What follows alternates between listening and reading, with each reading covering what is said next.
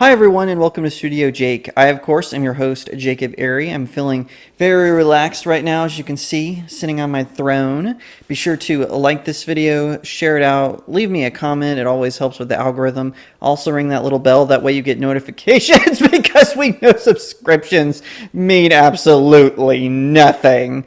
Welcome to Studio Jake, everyone. Today I'm going to talk about one of my favorite all-time films, and that is Tim Burton's A Nightmare Before Christmas.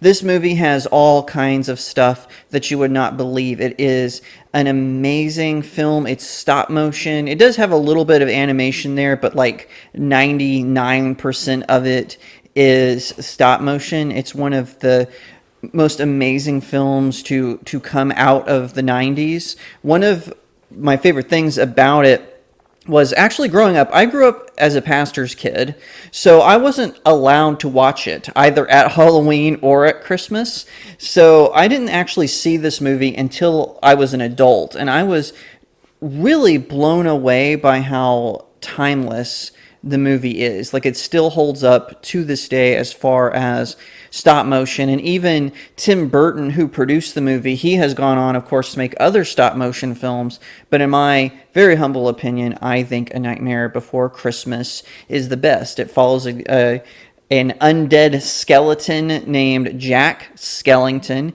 He's the king, the pumpkin king of Halloween Town.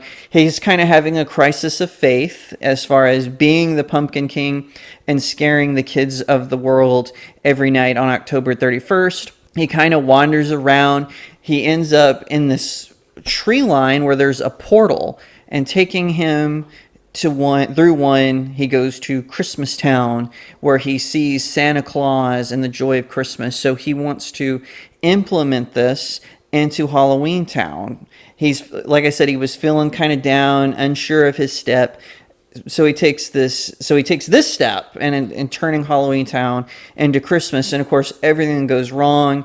There is a living doll named Sally. She tries to convince him not to go through with it, but he does anyway. He ends up kidnapping Santa Claus, stealing his hat, and these three tricksters throw Santa Claus in with Oogie Boogie. Jack goes through. He is delivering all these horrible, terrifying toys that the people of Halloween Town made. So, like, you know, it's werewolves and vampires and witches and mud monsters, and they're the ones making the toys for Christmas. So Jack has to save Santa Claus from Oogie Boogie once he realizes his mistake. And I'm going to warn you, here are some spoilers. He does succeed in doing this. Santa Claus manages to save Christmas, and Jack realizes his mistake, that he was just kind of wandering. He just needed a new perspective. And so the movie has one of the best endings, I think, is Santa Claus holding no hard feelings. He makes it snow in Halloween Town. And for the first time, these monsters, these creatures, they experience the joy of Christmas. It's a very heartwarming ending. And of course, Jack and Sally end up falling in love. And I would be remiss if I didn't mention Jack's ghost dog, Zero, who's with him through thick and thin, and even kind of acts as a Rudolph character during Jack's undead sleigh ride. One of the biggest topics of debate surrounding this film is it a Christmas movie or is it a Halloween movie? Because certainly both sides have a good perspective. For everyone saying that it's a Halloween movie, well, it takes place in Halloween Town. The main character is Jack, the king of the pumpkin patch, as a song declares him. He's this ruler over Halloween Town, and all of the residents are scary monsters. They're undead. Some of them, like I said, they're vampires, werewolves, witches, the boogeyman, these little demon children who are trick-or-treaters, all this kinds of stuff, giant insects. Sally, like I said, is a living doll. There's a mad scientist, and he has an Igor-like sidekick. I mean, it's all just these horrifying things, and ultimately it ends right where Santa Claus, he says Happy Halloween as he makes it snow on Halloween Town. However, the people who are pro-Christmas they also have a very good perspective. After all, the whole movie it starts at Halloween and it goes from Halloween to Christmas. So anyway, where were we? So the people who say it's a Christmas movie, they also have some good points too. After all, the movie starts at Halloween and it ends at Christmas. So we have these two conflicting narratives going. Now, the people who say, no, no, no, it's a Christmas movie, they actually have a pretty good perspective too. After all, the film begins on Halloween and it ends on Christmas. So Jack, whenever he falls into this tree portal that takes him to Christmas Town, right? He has that really famous song, "What's this? What's this?" And he sees the snow, he sees the snowman, he sees the elves. They're kind of childlike in this film. They're playing, they're having a good time. He sees Santa Claus and he's just blown away. And whenever he tries to tell the residents of Halloween Town about it, right? He's telling them about jolliness and happiness and joy, and they're just not, it's not clicking with them because they're monsters. And when Santa brings snow to Halloween Town for the first time ever, that's when they experience joy for the first time. That's when they experience that jolly sense of wonder that comes with Christmas. And also, Jack, he's trying to hijack Christmas from Santa Claus, right? That's the whole plot of the film, is he's reading A Christmas Carol, he's reading The Legend of Santa Claus, he's reading all of these stories, and he even has the evil scientist guy. He even has the evil scientist guy make him robotic skeleton reindeer. He has the residents of Halloween Town make Christmas presents. Bad ones, but still. That's a big point of the film, is Christmas, Christmas, Christmas.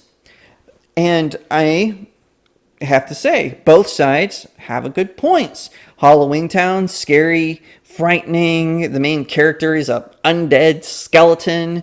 On the other hand, it revolves around Christmas. It revolves around the Christmas spirit. It revolves around discovering the spirit of Christmas. So that is a question that's going to boggle everyone's mind. But I think I have this figured out. How is that? Okay. 2 minutes so far. Great. So I finished that part early. That's fine. Huh? I'll restart it now. So my last point that I want to make is I think I've figured it out. Is it a Halloween movie or is it a Christmas movie? I say it's both. And I know that might sound like a cheap kind of, oh, that's an easy answer, Jacob. Why would you say, of course you're going to say it's both. That's just a cop-out. No, it's not. I legitimately think it's both. Especially in these times where we're having, lockdowns because of My Sharona Cyrus, one of my favorite YouTubers. He refers to this pandemic as the My Sharona Cyrus lockdown. So I'm going to just steal that. Thank you, Viva La Fry. Go to his YouTube channel and subscribe. Anyway, I say it's both. I think that it captures the themes of both holidays. So what do I mean by that? Halloween, it's about fun. It's about getting a little scared. It's about exploring the spooky, right? That's the whole point of the song at the beginning, right? This is Halloween, this is Halloween, Halloween, Halloween. I am the who when you call, who's there? I am the wind blowing through your hair.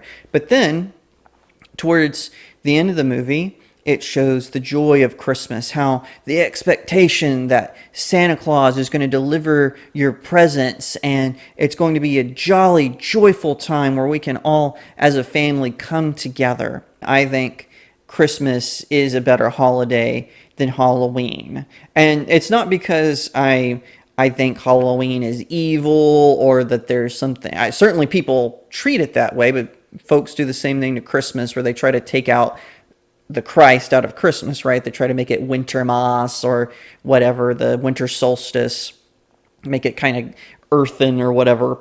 Personally, I feel that when it comes to this particular film, A Nightmare Before Christmas, it touches on all these things. Sort of the fun, the thrill, the spookiness of Halloween, that sort of mystery that we all see. But it also captures that spirit of longing to be something bigger, of wonder and joy, and exploring what could be the goodness of humanity that Christmas shows. It has all these things, all of these themes and all of these things. We see this especially in the main character of Jack Skellington, right? He awakens after another Halloween as the Pumpkin King, and he goes through this really what I think is a hero's journey. He starts off at one place and he goes along the way. He meets allies, he has experiences, he has bad things happen to him, and then in the end, he comes right back to where he was because he realized it wasn't Halloween that was dragging him down. He didn't need something new.